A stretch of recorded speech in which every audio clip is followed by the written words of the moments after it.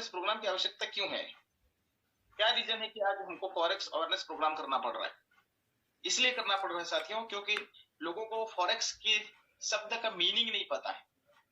लोग फॉरेक्स को सीधी भाषा में आज देखा जाए तो 80% 90% लोग जुआ समझते हैं।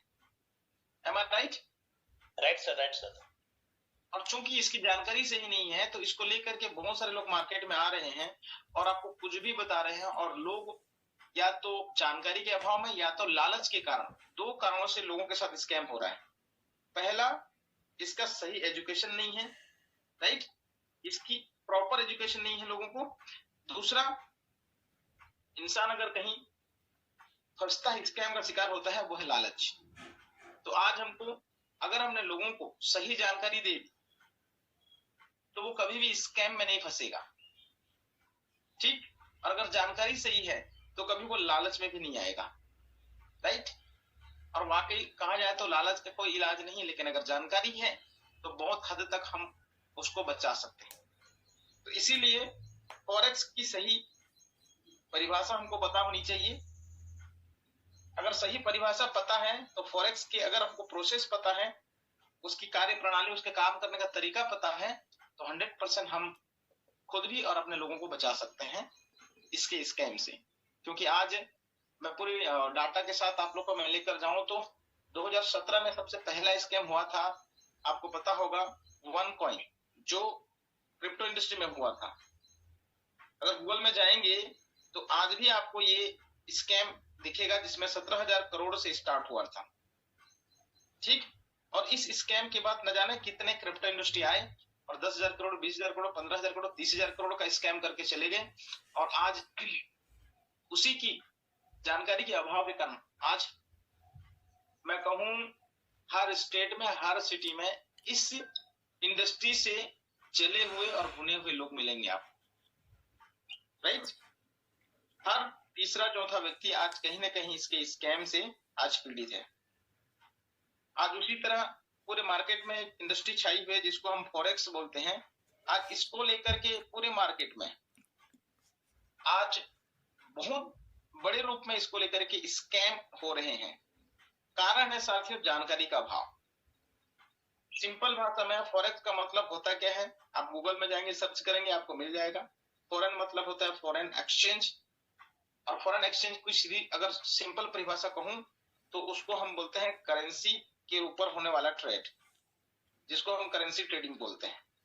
अब करेंसी ट्रेडिंग का मतलब विदेशी मुद्राओं के आदान प्रदान या उनके लेन देन से जो, उनके ट्रेड से जो एंटिटी शामिल होती है पूरे वर्ल्ड वाइड, ठीक, उसी को हम फॉरेक्स बोलते हैं। और ये आज से नहीं, ये लगभग 70-80 सालों से ये चीजें हो रही हैं, लेकिन आज लोग इस वर्ड्स को जानना सुनना शुरू किए हैं। ये काम तो पिछले कई सालों से हो रहा था, राइट? अब इस काम को करने वाली जो एंटिटी है, जिसको आज हम एमएनसीज कहते हैं, या फिर वर्ल्ड वाइड इस काम को करने वाली जो संस्था है, जिसको हम लोग बोलते हैं broker house, right? Broker house एक ऐसी एंटिटी है जो वर्ल्ड वाइड फॉरेन एक्सचेंजेस यानी फॉरेन करेंसी पर ट्रेड करती है। तो सबसे पहले हमको इस ऑर्गेनाइजेशंस के बारे में प्रॉपर इंफॉर्मेशन होनी चाहिए कि ब्रोकर हाउस होता क्या है, ब्रोकर हाउस बनता कैसे है, ब्रोकर हाउस का रोल क्या होता है, ब्रोकर हाउस किस तरीके से काम करता है। अगर इसको हम समझ गए तो ब्रोकर हाउस जो आज बहुत बड़े स्तर पर स्कैम भी कर रही है, उसकी जानकारी हमको हो जाएगी। पहले इस वर्ड को समझे कि ब्रोकर हाउस के पास किसी का कोई पैसा होता नहीं है, ये केवल एक सर्विस प्रोवाइडर है, ये केवल सेवा देने वाला काम करता है। जस्ट लाइक आपने सुना होगा मार्केट में फोन पे, गूगल पे, पेटीएम, ये गूगल पे सब क्या है? It is just a mediator. Yes, it just a mediator. ये मीडिएटर है। ये लोग क्या करते हैं भाई, ये आपका बैंक अकाउंट है, ठीक है, और बैंक अकाउंट मान लीजिए आपका ये बैंक अकाउंट है, इस बैंक अकाउंट आपका कोई भी अकाउंट है, सेविंग करंट अकाउंट है, राइट? और यहाँ पर आपका फोन पे है। फोन पे ने अपना अनुबंध बनाया आरबीआई के साथ में, राइट? और आरबीआई से परमिशन लेकर के उसने क्या किया, सर्विस करने का, सर्विस लेने की अनुमति ली, और उस सर्विस के आधार पर वो आप जब उसको अपने अकाउंट से कनेक्ट करते हो की एक्सेस, सर्विस की एक्सेस फोन पे के पास चली जाती है। फिर इस फोन पे से जुड़े हुए जितने भी बैंक हैं, अदर बैंक्स, वहां पर वो ट्रांजेक्शन करने का अधिकार उसको मिल जाता है आपके पैसे को दूसरे बैंक अकाउंट में। लेकिन कभी भी फोन पे के पास आपके पैसे का एक्सेस कभी नहीं होता है। होता है क्या? No, no, sir. फोन पे का मालिक, फोन पे का ऑनर कभी भी आपके पैसे को आपको बिना बताए, आपकी बिना जानकारी के, आपके बिना एक्सेस के क्या आपके पैसे को गायब कर लेगा? No, no, sir. कभी संभव नहीं है। Right? Right, sir. Right. Broker house को आप समझिए कि एक्चुअल में ब्रोकर हाउस का काम क्या होता है। Broker house is a just mediator. It's ये मीडिएटर है। ये ट्रेडिंग को एग्जीक्यूट करने का, ट्रेडिंग को संचालित करने का केवल मध्यस्थता का काम करता है। और इसके प्रोसेस को समझने के लिए आपको एक ब्रोकर हाउस की सही जानकारी, सही प्रोसेस आपको पता होनी चाहिए। जिस तरह से फोन पे, गूगल पे ने अपने आप को रजिस्टर्ड करने के लिए उसने रजिस्ट्रेशन करवाया, फिर अपना लाइसेंस लिया, ठीक है। फिर लाइसेंस लेने के बाद उसने किसी भी बैंक प्रोसेस करने का जो सिस्टम है उसने आरबीआई के सामने रखा, आरबीआई ने उसको परमिशन दिया, तब जाकर के वो काम कर रही है। ठीक, ब्रोकर हाउस एक कोई नेशनल प्रोजेक्ट नहीं होता, ये इंटरनेशनली काम करने वाली ग्लोबल ऑर्गेनाइजेशन होती है। इसको सबसे पहले अपना रजिस्ट्रेशन करना पड़ता है वर्ल्ड बैंक की एंटिटी के अंतर्गत, विश्व बैंक, क्योंकि ये इंटरनेशनल फर्म है ब्रोकर हाउस। राइट? अगर हम ब्रोकर हाउस, अगर हम बात करें नेशनल फर्म की बात, तो वो आरबीआई से एफिलिएट होगी। और इंटरनेशनली अगर कोई ब्रोकर हाउस काम कर रहा है तो वो वर्ल्ड बैंक से रजिस्टर्ड होगी। राइट? जिसकी प्रोसेस में मैंने कल डिस्कस किया था। जब भी ये रजिस्ट्रेशन होता है तो इसको कम से कम 2 कंट्री की लाइसेंस लेनी पड़ती है। Right? Yes, sir. Yes, sir. जहां पर फॉरेक्स पूरी तरह से लीगल एंटिटीज है, जिस देश में जहां पर फॉरेक्स को लीगल एंटिटी के रूप में गवर्नमेंट ने अप्रूव्ड करके रखा है, ऐसे 2 कंट्री से आपको लाइसेंस लेने की आवश्यकता होती है। आप कम से कम 2 कंट्रीज का लाइसेंस आपके पास होनी चाहिए, ठीक है। तब जाकर के आप ब्रोकर हाउस को इंटरनेशनल लेवल पर आप कैरी या रन कर सकते हो, ठीक है। रजिस्ट्रेशन होना, लाइसेंस होना। ये लाइसेंस का प्रोसेस क्या होता है, इसके लिए अगर मैं आगे बात करूं तो इनको एक सिक्योरिटी डिपॉजिट करना पड़ता है। कहां पर? वर्ल्ड बैंक की एंटिटी के पास, जो हमारा विश्व बैंक है, सेंट्रल बैंक जिसको हम बोलते हैं। विश्व बैंक की एंटिटीज और विश्व बैंक के जो एलपीस होते हैं, क्योंकि विश्व बैंक किसी न किसी एक नहीं बल्कि कई सारे एलपी पर वो वर्क करता है। एलपी मतलब होता है लिक्विडिटी प्रोवाइडर, जो वर्ल्ड बैंक को लिक्विडिटी देते हैं, जैसे आईकॉन, जारा और भी बहुत सारे लिक्विडिटी प्रोवाइडर हैं। बैंक को चलाने के लिए, बैंक को रन करने के लिए लिक्विडिटी प्रोवाइडर का रोल उतना ही बड़ा होता है जितना आप अभी समझते हैं कि बैंकिंग को रन करने आरबीआई की आवश्यकता होती है। जिस तरह से आरबीआई एक गवर्नमेंट एंटिटी बॉडी है जो सारे बैंकों को रन करती है, उनके दिशा निर्देश और गाइडलाइन के आधार पर बैंकिंग एंटिटी काम करती है इंडिया में, ठीक उसी तरह सारे देश के बैंक जुड़े हुए हैं वर्ल्ड बैंक से। आज हमको अगर आरबीआई को पैसे का, अगर नोट का भी, अगर उसको करेंसी का भी अगर मैं कहूं उसको नई करेंसी की आवश्यकता पड़ेगी, तो वो अपने बॉन्ड को जाकर के वर्ल्ड बैंक के एलपी के पास अपने बॉन्ड को क्या करेगा? गिरवी रखेगा। इन द सेंस, गिरवी कहने का मतलब वहां पर उसकी बोली लगती है, और जो टेंडर, जिस एलपी को सबसे कम प्राइस में जो टेंडर पास होगा उसी के पास हमारी बॉन्ड गिरवी रहती है, और उसी बॉन्ड के आधार पर नोट की छपाई होती है। पहले गोल्ड बैक करेंसी चलता था, लेकिन आज गोल्ड बैक करेंसी नहीं है साथियों। आज पूरी तरह से बॉन्ड बैक करेंसी हो चुकी है, यानी आरबीआई को भी नोट छापना है तो बॉन्ड के आधार पर, एफिडेविट के आधार पर नोट छापे जा रहे हैं। और ये चीज अभी नहीं, ये 15-20 साल हो चुके हैं इन चीजों को। नरसिम्हा राव के समय से गोल्ड बैक करेंसी खत्म हो चुकी है। तो एलपी का बहुत बड़ा रोल होता है। तो आप समझे, पहले देखिए कि रजिस्ट्रेशन चेक करिए, उसकी लाइसेंस हमें देखिए, फॉरेक्स कंट्रीज की कितनी कंट्रीज की, कौन कौन से कंट्रीज की हमारे पास लाइसेंस है। उसके बाद आप देखिए वर्ल्ड बैंक की सिक्योरिटी में एलपी कौन है, लिक्विडिटी प्रोवाइडर, क्या वो जेन्युइन एलपी है, उसको चेक करिए। ये एलपी ही हमारे ब्रोकर हाउस की पूरी की पूरी सिक्योरिटी लेता है। क्यों? चाहे कल के दिन ब्रोकर हाउस बंद भी हो जाए तो वो पूरी की पूरी एलपी ही उसका जिम्मेदार होता है, यानी पूरी की पूरी पैसे की अथॉरिटी एलपी के पास होती है। क्लियर? जैसे आप आज बोलते हो सर हमारा बैंक बंद हो गया, तो नहीं, आरबीआई तो है ना। सच्चाई ये है कि अगर आपका बैंक दिवालिया आज होता है तो आज तो आरबीआई भी आपके पैसे की जिम्मेदारी नहीं ले रही है। लेकिन अगर एलपी की आप जानकारी देखें तो अगर कोई ब्रोकर हाउस बंद होता है तो यहाँ पर भी आप देखना, ब्रोकर हाउस अगर आपके पैसे का अधिकार रखा है तो वहां एलपी कुछ नहीं करेगा, लेकिन ब्रोकर हाउस ने पैसे का अधिकार और पैसे की पूरी सर्विसेज अगर एलपी को दे दी है तो वहां एलपी आपके पैसे को रिफंड करता है, यानी यहाँ पैसा सुरक्षित होता है। और ये प्रोसेस क्या है इसको भी समझना आपको उतना ही जरूरी है जितना कि ब्रोकर हाउस की जेन्युइनिटी या एलपी की बात हम करें तो एलपी के बारे में पता होना चाहिए। मैक्सिमम ब्रोकर हाउस तो एलपी के बारे में डिस्कस नहीं करते ना, बताते हैं। क्यों नहीं बताते हैं? क्योंकि एलपी अगर पता होगा तो आप एलपी की पूरी लीगैलिटी आप चेक करोगे, उसकी रजिस्ट्रेशन चेक करोगे, उनकी सिक्योरिटी प्रोसेस आप चेक करोगे, सिक्योरिटी में कितना फंड आपने दिया है ये चेक करोगे, ठीक है। और साथ में एलपी अगर आपके पास है तो एलपी की आप इक्विटी भी चेक करोगे, उसका नेटवर्थ भी चेक करोगे, वो कितना ट्रांजैक्शन टर्नओवर कर रहा है ये भी सब चेक करोगे। और सारी चीजें चेक होने के बाद पता चल जाएगी कि कोई जो ब्रोकर हाउस है वो कितना जेन्युइन है। राइट? Right sir. ओके, तो रजिस्ट्रेशन चेक करें, लाइसेंस हमने चेक करा। मैं कहता हूँ लाइसेंस और रजिस्ट्रेशन, मैंने कल एग्जांपल दिया था कि गाड़ी आपको अगर चलानी है तो गाड़ी का रजिस्ट्रेशन भी आपके पास है, गाड़ी का लाइसेंस भी आपके पास है, लेकिन चलाने नहीं आता। आपके पास अगर ड्राइविंग स्किल नहीं है, आपको ड्राइविंग नहीं करना आता है, तो ना रजिस्ट्रेशन काम आएगा ना लाइसेंस काम आएगा, एक्सीडेंट होना निश्चित है। राइट?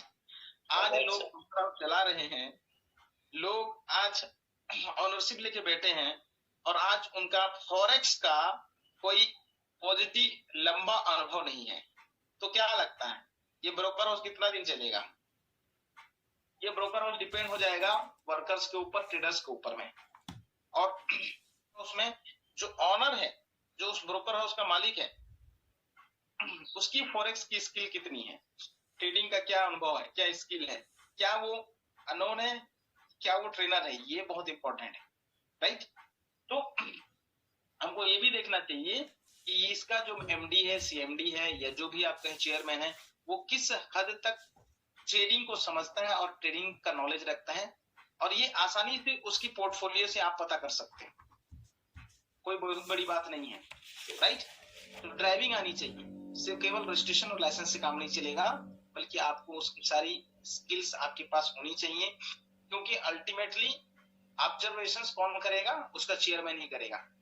राइट? तो हम बात कर रहे थे रजिस्ट्रेशन की, मैं इस पर भी डीप से बात करूंगा, सारी स्लाइड आपको मिल जाएगी, इसकी पूरी स्लाइड अभी बन रही है, आप लोगों को मिल जाएगी। दूसरा मैं बात कर रहा था लाइसेंस की, तीसरा मैं बात कर रहा था कि आपको ब्रोकर हाउस के एलपीस की।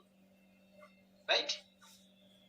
अब चौथा अगर हम बात करें, अब हम बात आता है MT5, क्योंकि यह MT4 मेटा ट्रेडर 5 या मेटा ट्रेडर 4 की हम बात कर रहे हैं कि जो भी हम ट्रेडिंग का प्रोसेस एग्जीक्यूट करेंगे वो एक टर्मिनल के थ्रू जाएगा, और वो टर्मिनल वर्ल्ड वाइड वो है मेटा कोड कंपनी, जिसका 2 प्लेटफॉर्म आपने सुना होगा, मेटा 4 एंड मेटा 5, जिसको हम लोग MT4 एंड MT5 बोलते हैं।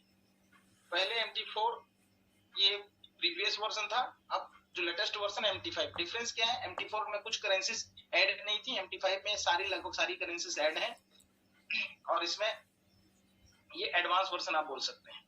तो इसमें रजिस्ट्रेशन करने के लिए आपको MT5 में रजिस्ट्रेशन करने के लिए MT5 क्या करती है, जब भी MT5 में आपको रजिस्टर्ड होना है, एक ब्रोकर हाउस के ऊपर रजिस्टर्ड होना है, तो MT5 ही क्या करेगी, वो वर्ल्ड बैंक जो विश्व बैंक है उसके आधार पर, उसकी सिक्योरिटी, उसकी सेफ्टी के आधार पर, उसकी इंफॉर्मेशन और उसकी नॉलेज और उसकी डॉक्यूमेंट प्रोसेस को चेक करने के आधार पर MT5 वर्ल्ड बैंक ने अगर दे दिया परमिशन तो MT5 में रजिस्टर्ड होना है। अगर वर्ल्ड बैंक में परमिशन नहीं दिया, क्योंकि MT5 रशिया का प्लेटफॉर्म है, आपको सबको पता है, और ये सारे जुड़े हुए हैं हमारे वाशिंगटन में, जहां हेड ऑफिस है हमारा वर्ल्ड बैंक का, उससे। तो वर्ल्ड बैंक ही अल्टीमेटली MT5 को परमिशन देता है, यहाँ अथॉरिटी देता है कि इस व्यक्ति का मैंने पूरा का पूरा ब्यौरा चेक किया, इसका एमटी जो ब्रोकर हाउस के ऑनर का, और ये सही है। जब ये ऑथराइज्ड करेगा, जब ये परमिशन देगा, तभी जाकर MT5 में आपको जगह मिलेगा। MT5 की भी उसी तरह कुछ अपनी लीगैलिटीज है। किसी भी ब्रोकर हाउस को चेक करने के लिए MT5 भी ये देखता है कि भाई जो ब्रोकर हाउस जो ले रहा है, ठीक है, वो वाकई में इतना काबिल है, राइट। अब MT5 के बारे में मुझे लगता है बहुत सारी चीजें डिस्कशन हो चुकी हैं, फिर भी मैं हल्का सा डिस्कशन, को नए साथी भी होंगे तो मैं बता दूं MT5 होता क्या है या MT4 होता क्या है। रशिया की प्लेटफॉर्म, रशिया में कंपनी है जिसका नाम है मेटाकोड, और मेटाकोड की मेटाट्रेडर प्लेटफॉर्म उसने रन किया। क्यों रन किया? क्योंकि वर्ल्ड वाइड ये एक प्रकार का मंडी है जहां पर आपको लाइव सारी करेंसीज के आपको प्राइस मिलेंगे, राइट। और ये आपको ट्रेडिंग करने की अथॉरिटी देता है वर्ल्ड वाइड। जितने भी रजिस्टर्ड कंट्रीज हैं वहां पर आप मेटा5 के अंतर्गत, मेटा4 के अंतर्गत आप ट्रेडिंग कर सकते हैं। ट्रेडिंग का कुछ बहुत माइनर फीस वो लेता है, और ये आपको प्लेटफॉर्म प्रोवाइड करता है। अगर मैं बात करूं 80% से 90%, या मैं कहूं 90% to 95% भी गलत नहीं है, सारी फॉरेक्स की ट्रेडिंग MT5 के प्लेटफॉर्म में होती है, राइट। ऐसे ही और भी 2-3 प्लेटफॉर्म है जहां पर फॉरेक्स की ट्रेडिंग होती है, लेकिन जनरली लोग इसको जानते हैं। जैसे आज देखा जाए कि लोग सर्च इंजन बोल से गूगल बोलते हैं, लेकिन भाई इंटरनेट एक्सप्लोरर भी है, ठीक है, लेकिन आज किसको जानते हैं? गूगल को जानते हैं। ठीक उसी तरह MT5 या मेटाट्रेडर जैसी और भी ऑर्गेनाइजेशन है जो ट्रेडिंग की फैसिलिटी देती हैं, लेकिन मेटाट्रेड को हम क्यों जानते हैं? क्योंकि ये वर्ल्ड वाइड सबसे ज्यादा यूज होने वाला प्लेटफॉर्म है, राइट। तो ये लाइव ट्रेडिंग को प्रोवाइड करने का प्लेटफॉर्म है। लोग आज इसको लेकर के बहुत सारी मिथ और दिमाग में गलत चीजें, धारणाएं बांध के रखे हैं कि अरे सर प्ले स्टोर से मेटा5 गायब हो गया, इसको गवर्नमेंट ने बैन कर दिया। कल ही एक मैं यहाँ बैठा हुआ था, वो ट्रेडिंग के एक्सपर्ट है, वो भी बोल रहे थे कि सर इसको तो गवर्नमेंट ने बैन कर दिया। मैंने कहा गवर्नमेंट इसको बैन नहीं करी है मेरे भाई, ये रशिया का प्लेटफॉर्म है, और प्ले स्टोर जो है वो यूएसए का प्लेटफॉर्म है। आप प्ले स्टोर से गायब होने का मतलब क्या है भाई? यूएसए समझ लीजिए, दो पड़ोसी हैं, एक पड़ोसी के आप बरामदे में अपनी कार को पार्क करके रखे हो, तो वो जब चाहे तब आप उसकी वो पड़ोसी अपने कार को आपको हटाने के लिए बोल सकता है। ठीक उसी तरह प्ले स्टोर एक यूएसए का प्लेटफॉर्म है जो क्या करता है, आपको कोई भी एप्लीकेशन डाउनलोड करना है तो उसके लिए एक प्रॉपर प्लेटफॉर्म उसने बना के रखा है, जिसका ये फीस चार्ज लेता है। रशिया के साथ कुछ अनबन हुआ होगा, कुछ भी रीजन हुआ होगा, जिसकी वजह से उसने क्या किया, प्ले स्टोर से मेटा5 को हटा दिया। लोग डर गए, आरबीआई ने किया। आरबीआई कैसे कर सकता है? आरबीआई कर ही नहीं सकता है, आरबीआई का कोई रोल ही नहीं है इसमें, नहीं इंडियन गवर्नमेंट एंटिटी का कोई रोल है, ठीक है। ये यूएसए और रशिया के बीच का इंटरनल रिलेशन है, जिसकी वजह से आप देख सकते हैं। आज गूगल में जाइए, आप metatrader.apk में जाइए, आप कहीं से भी आप डाउनलोड कर सकते हैं मेटाट्रेड को। आप हुए में जाकर डाउनलोड करिए, कोई मैटर नहीं करता, आज हम लोग कर रहे हैं, राइट। तो ये सिर्फ जानकारी के अभाव में, पता नहीं किसने आरबीआई का पेपर कटिंग लोगों को दे दिया, किसी हमारे मीडिया वाले साथी ने उसमें छाप दिया कि भाई गवर्नमेंट ने, आरबीआई ने, और उस लेटर को लेकर के लोगों ने पूरी मार्केट में आज क्या कहते, र्यूमर फैला दिया। और तकलीफ की बात यह है कि हम लोग अफवाहों पर विश्वास ज्यादा करते हैं, उसके ऑथेंटिसिटी को देखते कम है या जानने का प्रयास नहीं करते हैं। जब किसी ने कुछ बोल दिया तो उसमें नमक मिर्च लगा करके उन बातों को एक दूसरे को फॉरवर्ड करने में बड़ा मजा आता है, और जाने अनजाने में वो र्यूमर कब लोगों के दिमाग में घुस जाता है और वो र्यूमर सच्चाई बन जाती है। मैं भी जब पहली बार इसको सुना था, मैं ऐसे ऐसे लोगों के मुंह से सुना जो बहुत ही हाईली एजुकेटेड लोग, और वो कह रहे हैं सर प्ले स्टोर से गायब हो गया है, सर ये आरबीआई ने बैन कर दिया है। तो मैं हमेशा सवाल करता था कि प्ले स्टोर किसका है भाई? यूएसए का है। और मेटाट्रेड किसका है? रशिया का है। तो इसमें भारत सरकार कहां से आ गया? और जवाब कुछ नहीं होता था। खैर, ये तो आउट ऑफ द बॉक्स की बातें हैं। हम बात कर रहे थे ब्रोकर हाउस की, ठीक है। अब ये ब्रोकर हाउस स्कैम कैसे करता है इसको ध्यान से समझिए। इसमें 2-3 चीजें हैं जिसको अगर समझ गए तो न कभी आप स्कैम के शिकार होंगे, न अगर कोई व्यक्ति आपके पास आता है तो उसको आप स्कैम से बचा सकते हैं। ब्रोकर हाउस को हम सीधी सी बात में बोले तो ये मध्यस्थता का काम करता है, ये मीडिएटर है। इसके पास पैसे की अथॉरिटी नहीं होनी चाहिए, इसको केवल ट्रेडिंग का सर्विस इसको मिलना चाहिए। अगर ऐसी एंटिटी आपके साथ है तो जेन्युइन है। अब इसको हम कैसे पहचाने? इसको पहचानने के लिए आप देखिए, जो भी आप अकाउंट खोल रहे हैं MT5 पर, अगर आपसे इसने पैसे लिए और उस पैसे को में अगर लाइव ट्रेड नहीं हो रही है तो समझ लेना उस पैसे को ट्रेड ब्रोकर हाउस अपने एंटिटी में कर रहा है। और कभी भी ब्रोकर हाउस बंद होगा तो आपके पैसे मेटा ट्रेड में दिखेंगे लेकिन आपके पास कभी नहीं आएंगे। कभी भी वो पैसा हवा हो सकता है, केवल आपके पास डिजिट रहेगा, लिक्विड मनी और पैसा आपके पास कभी नहीं आएगा। इस बात का 100% मैं दावा दे सकता हूं। जो आज जितने भी ब्रोकर हाउस आज स्कैम कर रहे हैं, रीजन यही है। 2 तरीके से स्कैम हो रहा है मार्केट में। पहला, आपने किसी को पैसा दे दिया, वो लाइव ट्रेड आपके अकाउंट का दिखाएगा नहीं, वो अपने सेल्फ अकाउंट पर वो ट्रेड करेगा, अपने सेल्फ अकाउंट के लाइव ट्रेड को दिखाएगा, आपके अकाउंट के लाइव ट्रेड को कभी नहीं दिखाएगा। वो आपको परसेंटेज फिक्स कर देगा, 2%, 5%, 7%, 8%, 10%, ठीक। 1 साल चलाएगा, 2 साल चलाएगा, 3 साल चलाएगा, जब तक मनी सर्कुलेट होगा वो चलाएगा, ठीक है। लेकिन जिस दिन उसका मनी सर्कुलेशन बंद होगा, और एक न एक दिन होना ही है, भले मैं कहूं 5 साल चल सकता है, कोई बड़ी बात नहीं है, राइट। आप खुद जितने भी मनी सर्कुलेशन कंपनियां हैं वो जितना समय ली है वो उतना बड़ा स्कैम का हिस्सा बनी है। कम समय में बंद होता है तो छोटा स्कैम, और ज्यादा लंबे समय तक चलता है तो बड़ा स्कैम। अगर किसी ऐसी ट्रेडिंग एंटिटी को आप जानते हो जिसको 3 साल हो गया है, समझ लेना वो भविष्य में बहुत बड़े रूप में स्कैम करने वाला है। समझ रहे? ब्रोकर हाउस का मतलब आपके पैसे को लेकर ट्रेड करना नहीं है मेरे भाई। ब्रोकर हाउस का मतलब होता है ट्रेडिंग की फैसिलिटी देना। लेकिन लोगों ने ब्रोकर हाउस खोल करके खुद ट्रेडिंग करने का काम ले लिया। उन्होंने मार्केटिंग प्लान उसमें लॉन्च कर दिया, तुम इतना का अकाउंट लाओ, हम आपको इतना परसेंटेज देंगे। आप अकाउंट ले आओ, हम आपको इतना परसेंटेज देंगे, ठीक है। आप अकाउंट लाओ, हम आपको जो अकाउंट लाएगा उसको भी हम उसका कुछ परसेंटेज देंगे। इस तरह के मार्केटिंग प्लान चल रहे हैं। ब्रोकर हाउस इसके लिए नहीं बनाया गया है, ये पूरा का पूरा एक स्कैम का पार्ट है, याद रखिए। एक राइट ब्रोकर हाउस कभी भी फिक्स परसेंटेज नहीं देगा।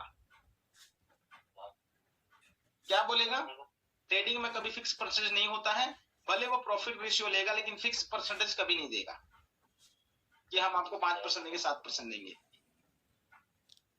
मार्केट में से कितने ब्रोकर हाउस को जानते हो जो फिक्स परसेंटेज नहीं देते हैं? वो बोलते हैं कि मार्केट प्रॉफिट एंड लॉस का है, आपको प्रॉफिट होगा तो जिस प्रॉफिट का आप इतना परसेंट उतना परसेंट आप देना। ऐसे कितने ब्रोकर हाउस को आपको जानते हो जो फिक्स परसेंटेज नहीं देते हैं, बल्कि वो कहते हैं मार्केट के रेशियो के अनुसार आपको प्रॉफिट एंड लॉस होगा? कितने ऐसे ब्रोकर हाउस को आप जानते हो? अगर इस मीटिंग में कोई है जो बिना फिक्स परसेंटेज काम करता हो, क्योंकि फिक्स तो है ही नहीं। ट्रेडिंग के मार्केट में फिक्स कुछ नहीं होता है। कभी ब्रोकर हाउस 10% भी निकाल लेगा, ठीक है, कभी उसमें 20% का प्रॉफिट आ जाएगा, तो फिक्स कैसे कोई दे सकता है? दूसरा चीज, वो अपनी पूरी लीगलिटीज में एलपी के बारे में जरूर जिक्र करेगा। अगर एलपी की पूरी प्रमोशन करेगा, बताएगा कि हमारी एलपी कौन है, किस किस एलपी के साथ हम काम कर रहे हैं, ताकि कल के दिन ब्रोकर हाउस ना भी रहे तो बाकायदा आप उस एलपी में मेल करके आप अपना पैसा रिफंड ले सकते हैं कल के दिन अगर ब्रोकर हाउस बंद हो गया तो। और एलपी अगर डायरेक्टली इन्वॉल्व है, इसका मतलब है आपका पैसा डायरेक्ट एलपी में डिपॉजिट हो रही है और एलपी से आपको लिवरेजिंग और एलपी से आपको एक्सेस मिल रहा है। और यहाँ पर ब्रोकर हाउस केवल एक मीडिएटर है और कुछ नहीं। आप आपके पैसे के प्रॉफिट से वो पैसा कमाएगा, आपके पैसे के ट्रांजैक्शन से वो ब्रोकरेज कमाएगा। आप आगे बढ़ोगे, आप कमाओगे तो वो कमाएगा, आप फंड रखोगे तो वो कमाएगा, आप फंड नहीं रखोगे या आप फंड निकाल लोगे या ट्रेडिंग वो बंद कर देगा, प्रॉफिट जनरेट नहीं कर पाएगा तो ब्रोकर हाउस अपने आप बंद होगा। यहाँ ब्रोकर हाउस कभी भी किसी का पैसा लेकर नहीं जा सकता है जो कंप्लीटली एलपी पर डिपेंड हो या एलपी पर एक्सेस दे रखा। तीसरा चीज आपको देखना है जो मोस्ट इंपॉर्टेंट है, जो ब्रोकर हाउस एजुकेशन को इंपॉर्टेंट देते हो, सेल्फ ट्रेडिंग को कम और एजुकेशन के बाद सेल्फ ट्रेडिंग को प्रोसेस करता हो, एजुकेशन एंटिटी जिसके साथ हो, उस ब्रोकर हाउस को आपको समझना है कि क्या ये ब्रोकर हाउस पैसा खुद बनाता है या लोगों को पैसा बनाना सिखाता है। आज मार्केट में इतने सारे ब्रोकर हाउस मिलेंगे, किसी ने भी आज तक एजुकेशन पर क्यों काम नहीं किया, एजुकेशन एंटिटी क्यों नहीं बनाई। आप सोच के देखिए, अगर एजुकेशन एंटिटी उसके पास नहीं है, प्रॉपर एजुकेशन एंटिटी, मैं ऑनलाइन बैठ करके एजुकेशन की बात नहीं कर रहा हूं जो केवल एप्लीकेशन है यूट्यूब से चल रहा हो। एजुकेशन एंटिटीज की आपके पास एक एजुकेशन एंटिटी को बनाने के लिए एमसीए अप्रूवल लेने के लिए बहुत बड़ा पैसा नहीं लगता है। ये एक ऑफिस और कुछ लाइसेंस, यानी कि अगर 5 लाख भी खर्च करोगे तो आराम से आप एजुकेशन इंस्टीट्यूशंस आप खोल सकते हो। अगर वर्ल्ड वाइड काम करना है तो आपको ऑनलाइन प्लेटफॉर्म यूज करना पड़ेगा और ऑफलाइन भी आप इसके सेमिनार, वेबिनार, ऑर्गेनाइजेशंस के लिए सारी चीज आज आप कर सकते हो अगर आपके पास एजुकेशन की एंटिटी अगर है तो। क्या आपका ब्रोकर हाउस एजुकेशन को प्रेफर कर रहा है? एजुकेशन का मतलब केवल ऑनलाइन क्लासेस लेना नहीं होता है, एजुकेशन का मतलब फिजिकल ऑफिस की मैं बात कर रहा हूँ, क्योंकि फॉरेक्स का ऑफिस तो खोल नहीं सकते हो इंडिया में, लेकिन एजुकेशन ऑफिस तो आप खोल सकते हो ना। तो क्या इस पर काम हो रही है? अगर नहीं हो रही है तो केवल वहां पर आपका मनी सर्कुलेट होगा, लोगों को लालच दिया जाएगा, लोग बहुत बड़ी मात्रा में आएंगे, पैसा डालेंगे, कुछ लोग पैसा कमाएंगे, उसको देख करके दूसरे लोग आएंगे, फिर एक दिन ब्रोकर हाउस बंद, सबके पैसे होल्ड हो जाएंगे।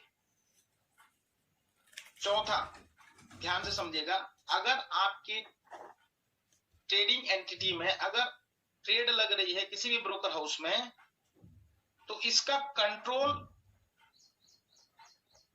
सपोज आपने आपके पैसे का आज $1000 का प्रॉफिट आया, अगर इसका कंट्रोल यानी इसका विड्रॉल अगर उस ब्रोकर हाउस के हाथ में हो, बोलता है महीने में एक बार आपको अपना पैसा निकालने की अनुमति है, हफ्ता में आप एक बार निकाल सकते हो, तो समझ लेना आपके पैसे खतरे में हैं, क्योंकि ट्रेडिंग का प्रॉफिट रोज निकलता है, आप रोज विड्रॉल कर सकते हो। इसके लिए किसी प्रकार का कोई फाउंडेशन नहीं है कि आप हफ्ता में निकालो, महीना में निकालो।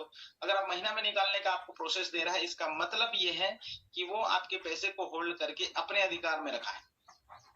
ट्रेडिंग में ऐसा कहीं कुछ नहीं है। ट्रेडिंग में पैसा आज जब आपका प्रॉफिट आए तब आप निकाल लो, जब आपके पास पैसे प्रॉफिट आए, आपने शाम को प्रॉफिट आए शाम को निकालो, रात को 10 बजे प्रॉफिट आए 10 बजे निकालो, ठीक है। मंडे टू फ्राइडे जब तक प्रॉफिट आए आप निकाल सकते हो, क्योंकि मंडे टू फ्राइडे इसके एक्सेस चालू रहते हैं वर्ल्ड वाइड।